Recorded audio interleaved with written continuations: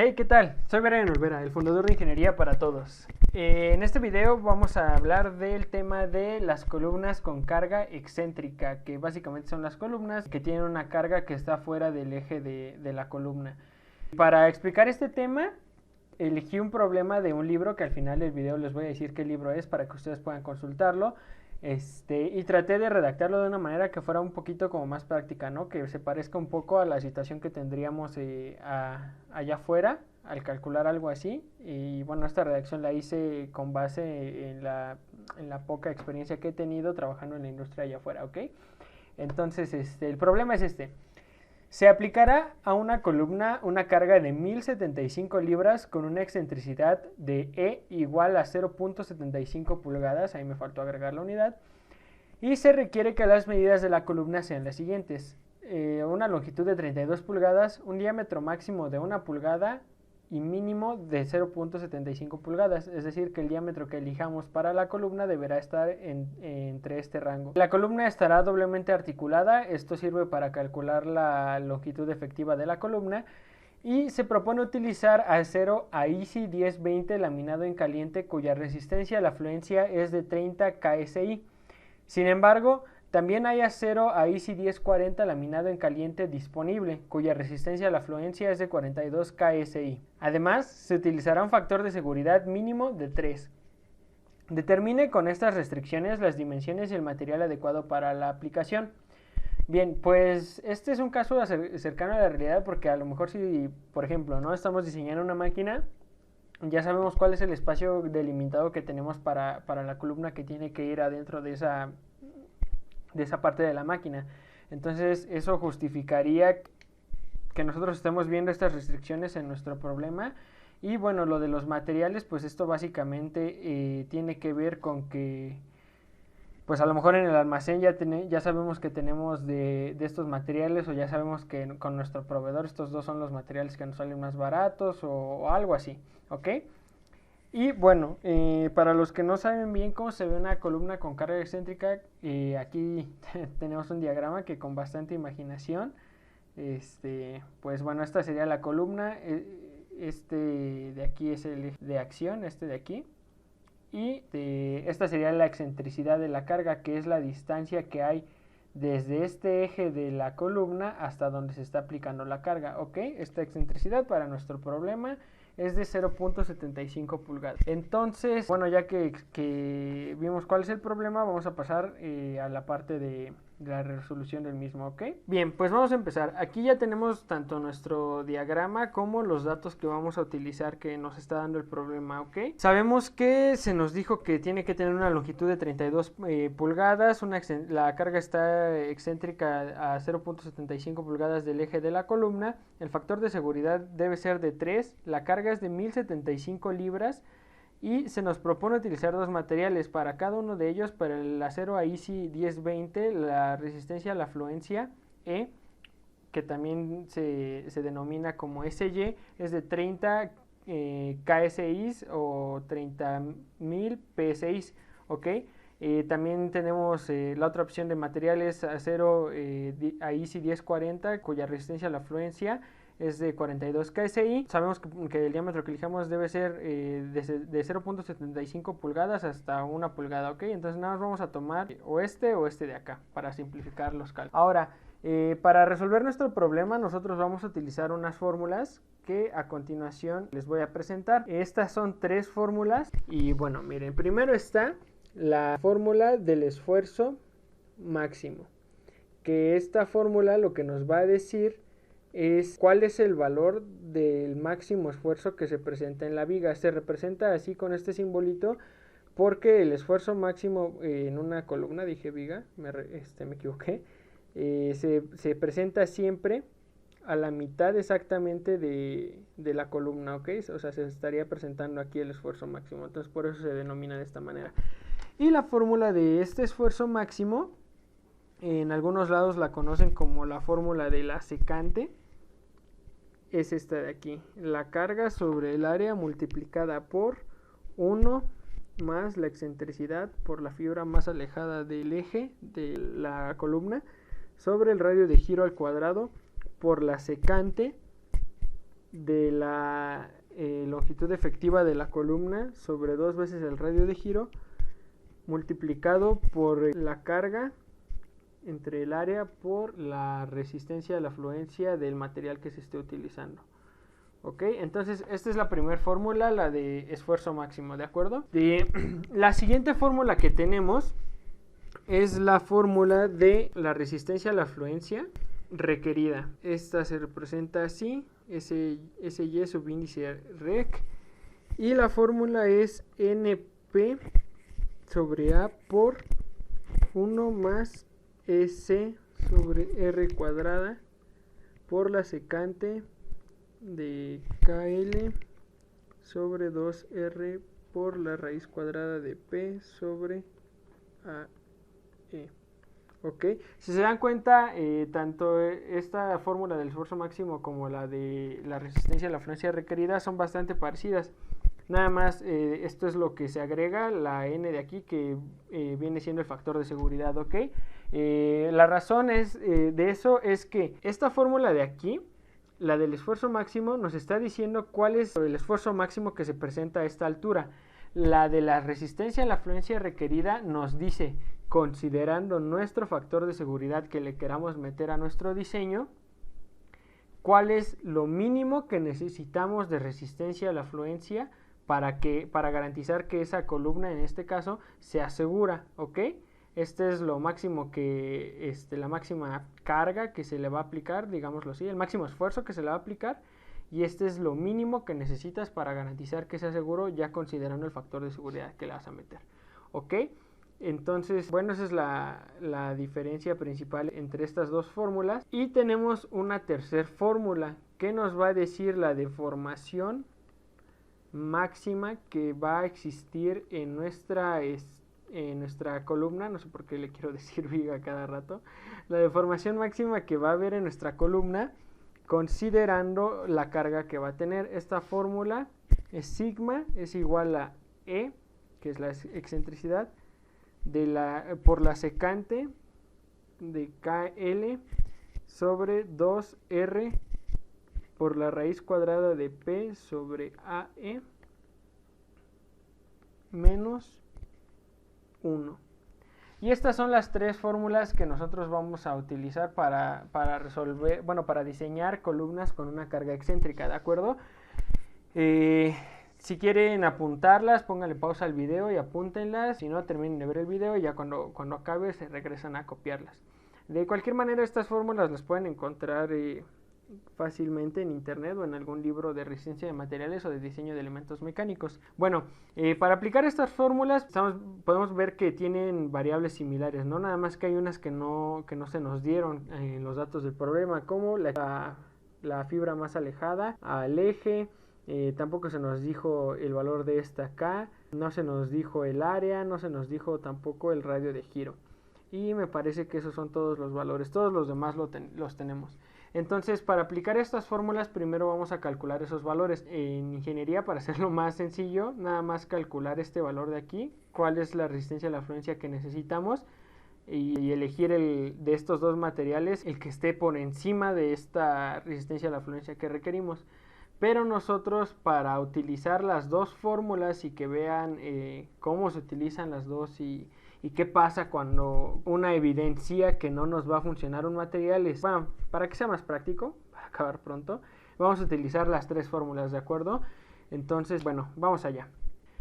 Bien, lo primero que vamos a hacer es ver si con un material AISI 1020 y un diámetro igual a 0.75 pulgadas, nuestra columna va a resistir la carga que se le está aplicando. Para esto vamos a determinar cuál es el esfuerzo máximo que va a tener aquí nuestra columna y ver si este material puede, con esa configuración, ese diámetro, puede resistirlo, ¿ok? Entonces vamos sacando los datos que necesitamos para nuestra fórmula. Lo primero es el área, que ya sabemos que el área de un círculo es pi por diámetro al cuadrado sobre 4, ¿ok? Aquí no voy a sustituir las unidades, asumo que ustedes ya saben cuáles son porque están ahí los datos. pero yo sí les recomiendo que en un examen siempre escriban ustedes las unidades, la sustitución de las fórmulas con unidades. Entonces, el área de nuestra columna va a ser 0.441 pulgadas cuadradas y vamos a anotar ese dato de este lado. El siguiente dato que tenemos que obtener es la distancia a la fibra más alejada, que como es una sección circular, pues es simplemente el diámetro entre 2. Y esto nos da un valor de 0.375 pulgadas. Igual lo vamos a anotar de este lado. El siguiente valor que tenemos que determinar nosotros es el radio de giro, que está denominado por la letra R minúscula, ¿ok? Para secciones circulares, este radio de giro es igual a el diámetro entre 4, es decir, para este caso 0.75 entre 4. Y eso nos da un valor de 0.1875 pulgadas. Ok, entonces ya tenemos también nuestro radio de giro. Es importante que traten de resolver estos problemas de forma ordenada y lo primero que hagan sea sacar los datos que van a utilizar para la fórmula que van a ocupar para resolver el problema. Lo último que tenemos que determinar es el valor de K, pero este no se determina con una fórmula. El valor de K viene de la teoría de columnas en resistencia de materiales y se le asignan diferentes valores de acuerdo a cómo está sujetada la viga de arriba y de abajo, o a si está sujetada o no de algún lado del otro. ¿Ok? Al principio en el problema se nos mencionaba que la columna estaba doblemente articulada, ¿ok? Que es el caso menos crítico para una columna. Tiene cierta movilidad que va a impedir que se deforme tan fácilmente, ¿ok? Entonces, para ese caso en el que la columna está doblemente articulada, K tiene un valor de 1.0, ¿ok? Y de una vez vamos a apuntar KL, que esto de aquí, KL, es la longitud efectiva. A lo mejor lo encuentran con otro nombre en los libros o en internet, pero bueno, básicamente es la longitud que sí se va a ocupar para resistir el esfuerzo. Y es KL, o sea, K por L, ¿no? Que L ya sabemos que son las 32 pulgadas de longitud.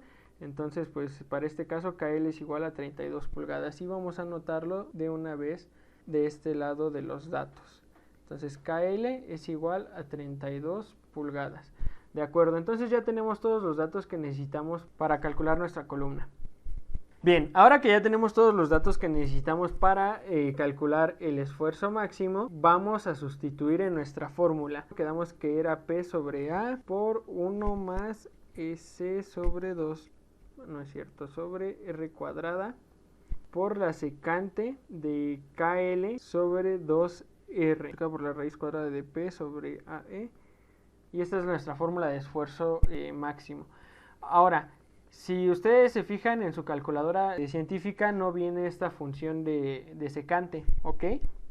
Entonces, esto significaría un problema, pero afortunadamente existen las identidades trigonométricas y nosotros podemos saber que la secante de teta es igual a 1 sobre el coseno de teta.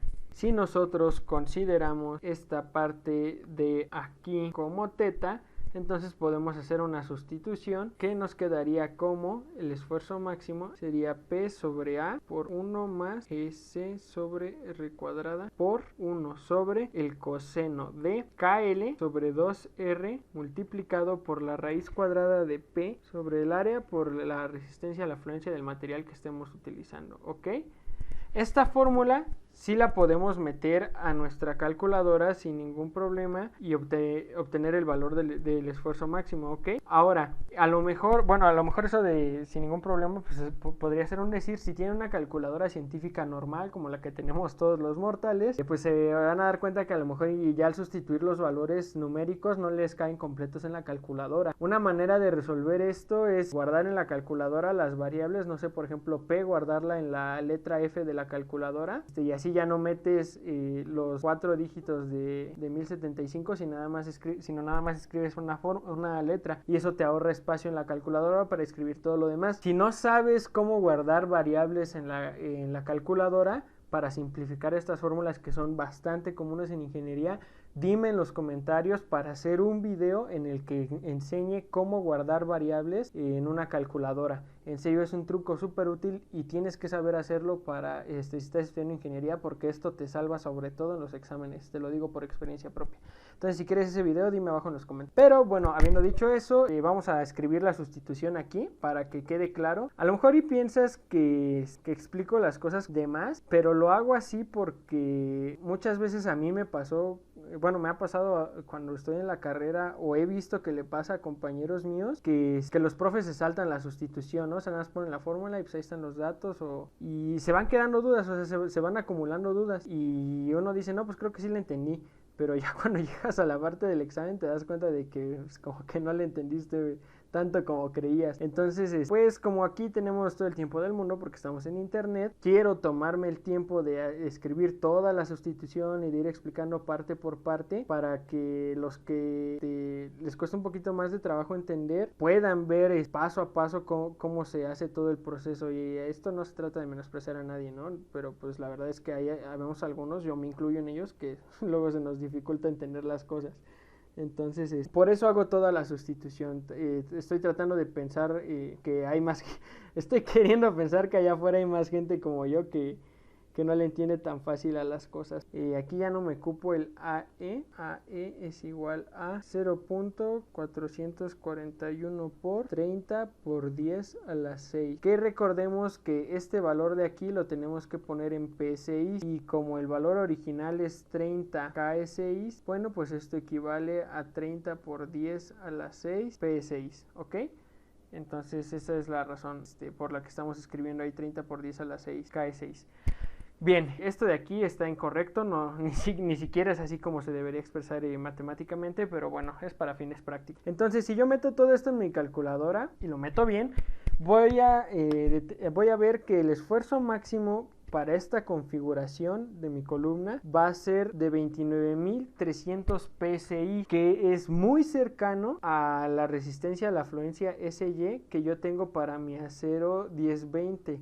Esta resistencia a la afluencia es de 30.000 PSI o 30 por 10 a la 6 PSI, que es como lo escribí en la fórmula, ¿ok? Entonces, si se dan cuenta, la diferencia es muy pequeña. ¿Eso qué nos dice?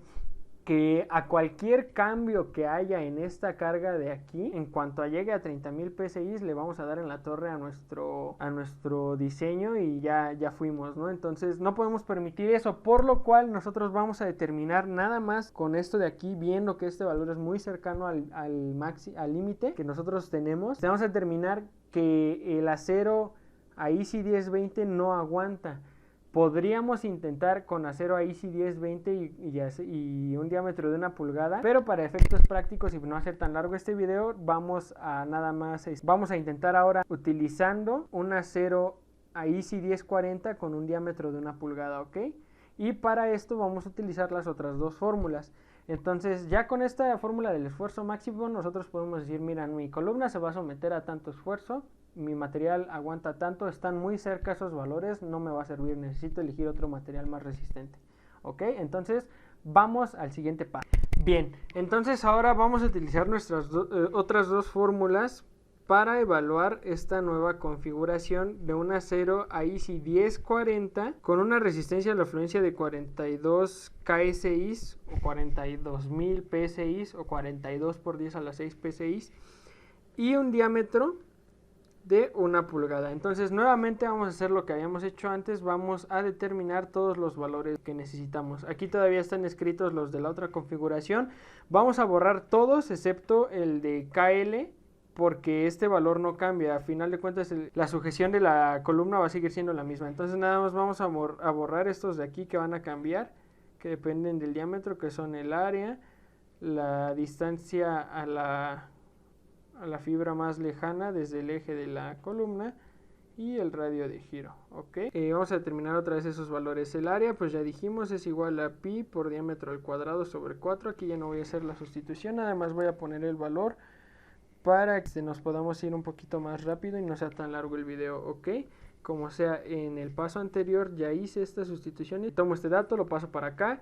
Lo siguiente es la distancia a la fibra más lejana, que ya quedamos que era el diámetro sobre 2, que es 1 entre 2, o sea 0.5 pulgadas. Y lo escribimos también de este lado. Siempre es importante llevar un orden en los problemas. Uno debe acostumbrarse a trabajar así porque si no, cuando estás en un examen o cuando estás en la vida real te terminas equivocando. Ok, el radio de giro ya quedamos es el diámetro entre 4, o sea 1 entre 4, o sea 0.25 pulgadas. Ya tenemos nuestros datos. Bien, ahora entonces como les dije vamos a utilizar nuestras otras dos fórmulas para determinar si es adecuada o no esta configuración. Entonces vamos a utilizar nuestra fórmula de SY requerido, o sea, del esfuerzo a la excedencia requerido. Nosotros ya vimos que pues en nuestra calculadora no está la función de secante, ¿no? Entonces vamos a hacerla, a traducirla a algo que podamos meter a la calculadora. Entonces sería NP sobre el área por 1 más S sobre R cuadrada por 1 sobre el seno de KL sobre 2R por la raíz cuadrada de NP sobre, y aquí vamos a hacer un gran esfuerzo porque nos quepa la sustitución de esta fórmula. Esta es la fórmula que nosotros vamos a utilizar para meterle a la calculadora y determinar cuál es el esfuerzo de excedencia que nosotros necesitamos para nuestra columna, ya considerando que tenemos un factor de seguridad de un valor de X, que para nuestro caso es este valor de 3. Bueno, vamos a hacer la sustitución de esa fórmula para ver qué valor de resistencia a la afluencia necesitamos, ¿ok? Entonces esta es la sustitución ya. Aquí quiero mencionar algo de lo que me di cuenta mientras escribía la fórmula. Aquí me equivoqué, esto no es seno, es coseno, ¿ok? Mucho cuidado con esa parte. Bueno, esta es la sustitución, ¿no? Es lo que vamos a meter en nuestra calculadora. Ya que lo hayamos metido, nos va a dar un valor de resistencia a la tensión de 37.740 PSI aproximadamente, dependiendo de cuántos decimales hayan utilizado en la sustitución, ¿ok? Entonces, el SY, o sea, la resistencia a la tensión de nuestro material, que es un acero AISI 1040, es de 42.000 PSI, ¿ok? O 42 por 10 a la 6 PSI, ¿vale?